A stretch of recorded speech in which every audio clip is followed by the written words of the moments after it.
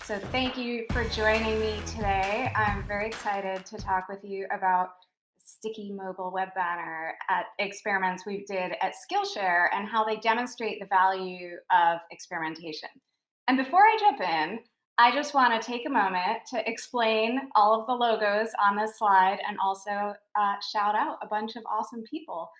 So first, I'm really excited to be a part of the flagship conference. So thank you to the conference organizers. Such a great set of content, and it's so fun to connect with everyone virtually. Second, so going down to the bottom right, the folks at Split, kind of the same folks. I've just had such a pleasure collaborating with folks over there. So big shout out to everyone. And finally, so I'm currently working at Google. That's the bottom left. And I'm going to be speaking to some experiments that we ran while I was leading the data function at Skillshare. But I want to say, I've learned a lot from lots of people, and I'm going to be sharing a bunch of that and how that manifested today. But I just want to say I kind of grew up doing experiments at Google. And so, in fact, working with Diane Tang, who's one of the co-authors with Ya's book, and I'm sure everyone's going to enjoy hearing from her about that book. And when I was thinking about this talk, I thought, oh yeah, I grew up at Google doing experiments. And I thought, no, I grew up at home doing experiments because my mother is a science teacher. And so we rocked the scientific method at home. So that's really who I'm going to thank as well in this talk. So really appreciate being here and really appreciate your attention. And I hope we can have a lively discussion on the Slack as well. And I'm going to present this detective style. So I will invite you to weigh in on what you think happened with this case of the sticky mobile web banner. So with that, I'm going to jump in. Okay, so first, what is Skillshare? Right, let's get the settings straight. So Skillshare is an online community for creatives. We have lots of classes that folks can watch. And you can see in this slide, there's the green button in the middle, get started for free. So Skillshare we have a subscription business model. And at the top of this slide, so this is a screenshot of the desktop landing page. And it's a little hard to read right now, but it says new members get started for free with your 7-day trial, right? So we give people a free trial. So Skillshare online classes for creatives. And the other thing that you need to know is we've got, you can access Skillshare on desktop, on the mobile web, so via a browser. And we've also got an Android and an iOS app. So those are the key things you need to know about Skillshare for now. So now I'm going to talk a little about experimentation at Skillshare. Okay, so when I joined Skillshare, we basically did not run experiments. There was one experiment that ran in the first 6 months, maybe 8 months, and it was really hard to run at the time. Fast forward a bit, we partnered with Split, we implemented, so we did the integration, and we also had a great cross-functional team where we really built out the experimentation culture as well. So we've got this experiment lifecycle. You can see 12 stages are listed out here. Actually, believe it or not, we have a 38-point checklist that we also developed to make it really easy for everyone to do experiments, and it paid off, as I hope you'll see in this talk. So it's a lot of steps. Basically, there's the ideation and development phase. What do we want to experiment with? How's it going to work? What are the metrics we're going to use to measure it? Really developing our hypothesis. And then running the experiment, getting it started safely, monitoring it, all of those things, communicating what's going on to folks. And then the fun, which is step 4 of running the experiment, we decide when we end the experiment, do we celebrate, iterate, or obliterate, right? So if the experiment goes well, awesome, launch it, we're excited. If there's surprising results or maybe something went wrong, maybe we iterate. And if it really didn't go well and it's really just done, we obliterate. We don't do anything further. And I'll just shout out, this terminology was popularized by Mike Shirov at Skillshare. And I just think it's a fun way to kind of describe the outcomes of the experiments. So I'm going to tell you about the mobile web banner, the sticky mobile web banner, and I will have you help decide whether we celebrate, iterate, or obliterate.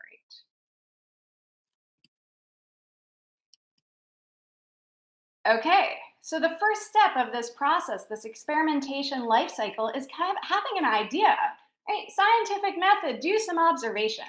So, what did the team notice? The team noticed that this sticky banner, which I've drawn a little circle around there, it drives signups and subscriptions on desktop. That's great. We're a subscription business. That's really important to have subscribers. And so and when folks were running through a mobile web flow, they realized, oh, wait a second, there's no banner on mobile web. And so the hypothesis is if we've got a sticky banner on the mobile web, it will also drive signups and subscriptions. So we've got our hypothesis, we're ready to go. So remember, there's this whole process to get from ideation to experiment. So what do we do next? Okay, cool. So we've got our mocks, we've got the control, we've got the treatment, we did a bunch of QAs, we identified the metrics we care about, all of that. We get to the point of launching this experiment. And I will say, if you're really observant on this slide versus the previous slide, you might notice that there's a little bit of different branding here. There's turquoise buttons instead of green buttons. So I'm just gonna give you kind of a little look ahead and say we ran this experiment and we were also planning to rebrand the website a few weeks later. So this experiment felt like quick win. We had high confidence. It might have modest impact, but there's reason to believe that it would have some impact. So the difference between the control on the left-hand side and the treatment on the right-hand side is that banner at the bottom. And this was a sticky banner. So as you kind of scrolled through and explored, this call to action that's like, hey, do you want to get started? Come join us. That you would be able to see that as you scrolled around. And so it kind of kept conversion top of mind for our users. So this is why, folks thought this was a good idea. And at the bottom right, you can see the notification. Okay, everyone, we're starting this experiment. Here's the Slack channel where you need to follow along if you want to know about it. And so we're off to the races. Okay, so seems like a great idea if we make it easier for people to subscribe. They'll subscribe more. Sounds great, right? Okay, so we ramped up to full power. So what happened next? Okay, so the results look promising. We saw some more trialers. We saw some more subscribers. But before we get excited, the first thing to do always is check the traffic. So this was supposed to be a 50-50 experiment. And the traffic configuration is supposed to be 50% treatment and 50% control. Well, you can see this plot in the bottom here that the dark blue bar is considerably longer than the dark turquoise bar. And so the two sets of bars are Android versus iPhone.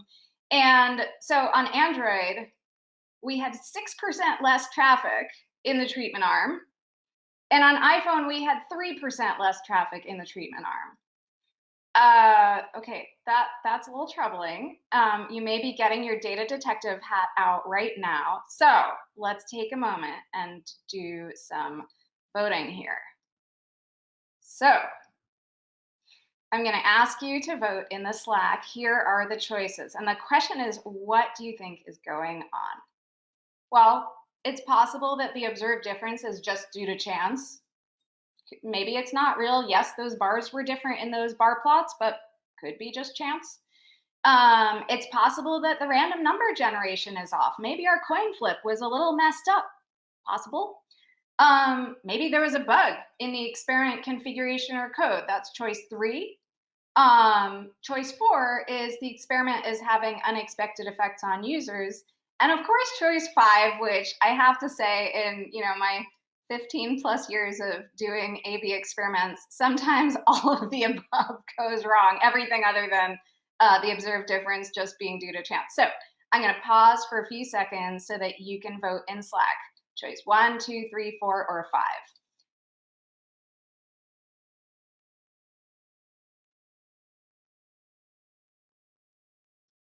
All right, we're ready to get some data on and do some detective work. So first, observed difference is just due to chance. Let's see, what did we investigate? What did we find?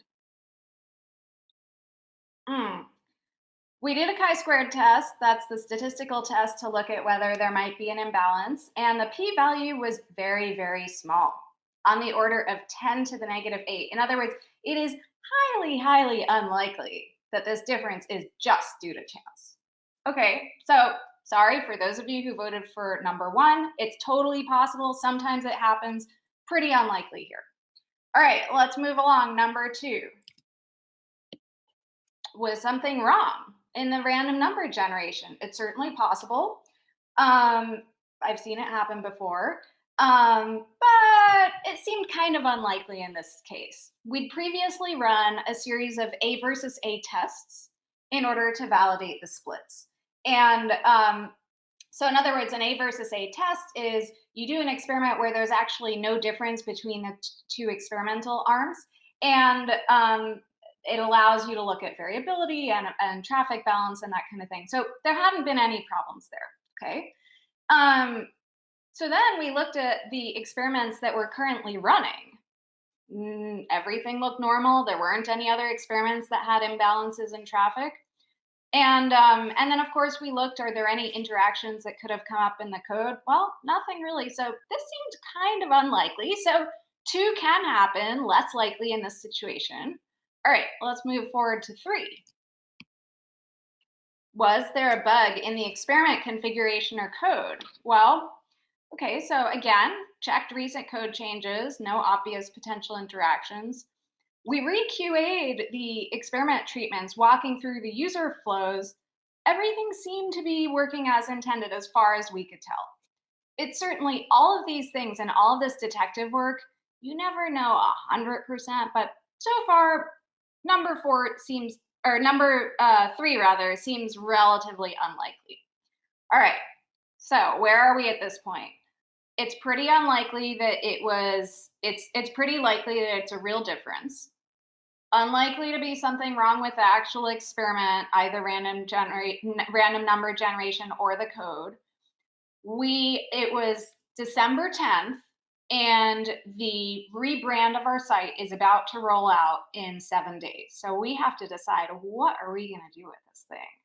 And at this point, we didn't actually, because we're working so hard on the rebrand and preparation for that, we didn't really have time to go digging on the analysis. So, your turn. What are you going to do? Celebrate, iterate, or obliterate? Now, remember, the experiment was positive for trials and growth metrics, but the traffic was weird. And the following week, we're about to rebrand our entire site. So I'm going to give you a few seconds to vote in Slack. C, celebrate, I, iterate, or O, obliterate.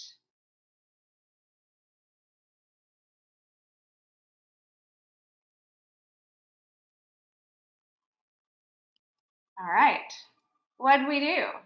Well, you may not find this too surprising. We iterated. So we ended the experiment. We set the control to 100%. And this is a direct quote from the one pager that one of our awesome PMs, Lance, wrote. And he wrote, "There is at least one thing we don't understand about the test results." So we turned it off. We defaulted to the control. We just wanted to limit complexity during the rebrand process. So still didn't quite know what was going on, took a pause, and we were going to come back to it. Once we had a little more time, we did a little more analysis. You'll recall that choice number 4, which some of you voted for, is the experiment actually had some unintended effects. So how do we dig into that one? Well, yes, we found evidence for that. So, okay, here's some of the evidence that we found that supported that idea. First of all, the traffic discrepancy actually grew over time. So it wasn't kind of a consistent discrepancy. Over the 14 days that the experiment ran, it got worse. We also saw a higher bounce rate. Those are generally not good user experiences when that's going on. And we saw fewer repeat visitors, especially on Android. Um, we also saw a decrease in lesson watching. Now, remember, Skillshare is an online community. We've got online classes. So if people are not watching our classes, that is not good. And then the final thing that the team did as we were starting to kind of gather these bits of evidence, they walked through the user flows again. And our UX designer said, I think this isn't so great for our users. The amount of kind of screen space that's being taken up with this sticky banner that kind of follows you around as you're trying to explore just doesn't make sense, especially across some of the pages. So, all right. So, fortunately, we decided to iterate. And at this point, we've kind of confirmed this is not good for our users. So, I want to pause for a moment here to just say, well, what do we learn from this? And then after the pause, I'm going to tell you what we did next. All right. So, what did we learn? Well, there are several things here that I think are really important to keep in mind. The first, and this is the scientific method works. So, I thank my mom for exposing me to the scientific method very early, and you can all thank your elementary or middle school teachers for the same. So, a few points here. I think the first is that it would have been very, very hard to detect this kind of negative user experience without an experiment. And there's several reasons for that. So, the effect was actually modest and it grew over time. And I will tell you, I have spent a lot of my life looking at plots, not necessarily in an experiment context, kind of top line metrics plots. And when something dramatic happens, right, like COVID, you look at the stats, wow, you can see it very clearly. Holidays, you can see really clearly. There's a lot of step changes that are very easy to see. The things that are very hard to see when you're looking at top line metrics tend to be the things where, oh, there's like this leaky bucket and it kind of got worse over time. This would have been one of those, right? You can see from the experiment results, the difference in traffic got worse over time. That's going to be really hard to detect. But an A/B experiment allowed us to detect it, which is awesome. The other things that make it tough are it only affected a smaller slice of our traffic. So this was only on mobile web. And I'll be perfectly honest and say at the time we were running this experiment, we did not slice our data by desktop, mobile web. There are certain metrics that we looked at very consistently for app versus desktop and mobile web, but we didn't always look at those slices every day. So we might not have caught it. And then the other thing was that it was right on timing where we were about to make huge changes to literally everything on our site with this rebrand, as well as having lots of marketing and external communication. So it would have been really hard to detect something that affected about a quarter of our traffic because of all of those other things going on. So that's, it would have been tough just from looking at the metrics. Then the second thing I want to call out is our experimentation processes helped us catch this really quickly. So you may, when I flash that slide with our experiment lifecycle, 12-step experiment lifecycle, wow, that sounds pretty complicated, right? It actually really supported us because it kind of gave us the rigor to, check on things. We knew what metrics we were going to be looking at. We knew who we were communicating with and so on and so forth. And in fact, it was the traffic check. So I know sometimes I have a friend who used to say, oh, Jean, you're such a belt and suspenders kind of person. Got to check everything, dot your I's, cross your T's. Well, it paid off because it was checking the traffic that really told us that there was a problem. Now, another thing that I think is important to keep in mind is in terms of sort of experiment rigor, having the guardrail metrics. Or do no harm metrics is also language that we sometimes use for that. So our guardrail, before running this experiment, our guardrail metrics were not quite as evolved. And so we did not, the team did not have in their list of guardrail metrics video plays or, users watching classes. And they also didn't actually have bounce rates in there.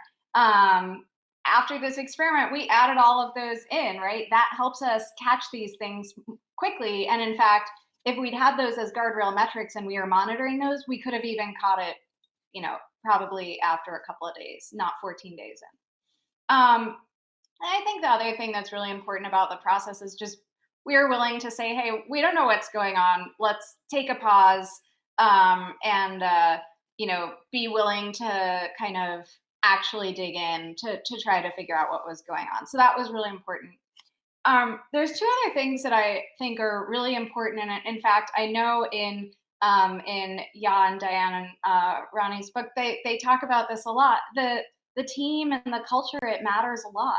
In our case, we're very fortunate that we had a really great cross-functional team.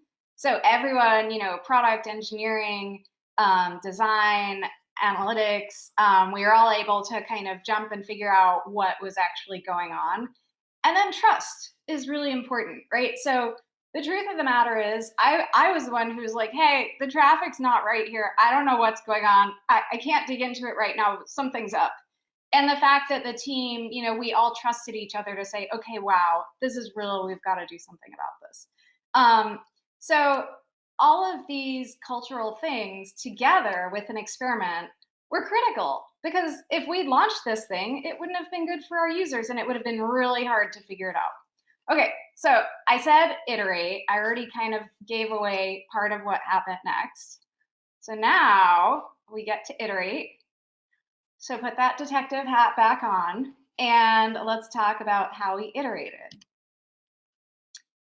So when the team went through these user flows, they realized that on mobile web, there were several different flows that were actually different. So we kind of needed a different treatment for each.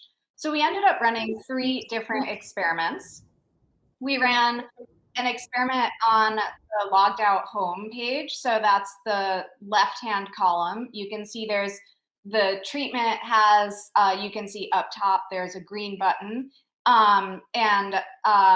We also ran one on the class details page. This is where a user would investigate a specific class. So they might start playing the class. They may just be looking at the names of the lessons for the class. And then the third experiment that we ran on the right-hand side is on the browse and search page. So a user who's exploring Skillshare on the mobile web may be searching around and saying, oh, let me find some watercolor classes. Let me find some journaling classes. And so we realized that there were these, those different flows were a little different for our users. So we wanted to have, this time we ran separate experiments and the button was a little bit different on each of them. Okay, so here we are. And we've got 3 variants, 3 different experiments. They're all running simultaneously. And we now have to make these choices. Did we celebrate, iterate, or obliterate? So I'm going to give you the opportunity to do some voting here. And if you're tired of voting, you can stand up or get a stretch or something. 3 votes, right? So we're voting celebrate, iterate, or obliterate. So logged out home. Did we celebrate, iterate, or obliterate? All right, class details. So this is where our users are potentially watching videos, and they're also browsing the titles of the classes within, of the lessons within the class, that kind of thing. So celebrate, iterate, or obliterate. All right, and finally, the browse and search. So this is where users are kind of exploring, okay, what are the options? What are the classes? What can I learn on Skillshare? C, I, or O? All right, the big reveal, what actually happened. So I'll speak to the title of the slide, but first we gotta know, was it a C, an I, or an O? Well, what's fun about this experiment, in my view, is that we had both a C and an I and an O. We had all 3. And so what were the specifics that we had? Well, logged out home, obliterate, that did not work. Okay, so we actually did see some increases in signups. However, free trial starts went down and video watching definitely went down. So that suggests it was not a good user experience. And our theory about what went wrong there is that when they arrive on the logged out home, they don't really know that much about Skillshare, or a potential user is kind of trying to figure it out, but they haven't yet seen the value. They may not know why they would want to join. So we have this button that kind of attracts their attention, and maybe they start signing up, but they may be low intent because they haven't yet seen the value. So obliterate that one, didn't work, didn't launch it. Okay, middle one, class details. Celebrate. Yes, this drove account signups and it drove subscriptions. That is awesome. And the metrics on watching looked great. So on this one, a user is looking at a specific class. They already have something they're interested in. Making it top of mind for a user to sign up and convert makes a ton of sense here because they're primed to enjoy that subscription. So this one, celebrate, went well. Browse and search, well, it's kind of a mixed bag. We did see more signups. The trials were basically neutral, and the watching was a bit of a mixed bag. And we had some ideas about how to make it better. So this one, we said, okay, iterate. This isn't quite it. There were also some data issues. We saw discrepancies between two of our data sources, and so one of the data sources said that class watching was neutral. The other one said it was down. So all right, let's just iterate and try again for this one. And there were also interactions between the class details and the browse and search. So I'm going to come back to the title of this slide because I just want to emphasize that experimentation for us, it really led to better user experiences and better business outcomes. It also led to greater visibility. And if we hadn't started on that first experiment here, if we just made the change, it wouldn't have been good for our users, and it would have been very hard to figure that out. We started off with one experiment. We ended up running a total of 4 with quite a set of outcomes, right? We've got our C, our I, and an O. So I'm a big fan of experimentation. I hope you are too, and I just want to wish you happy experimenting.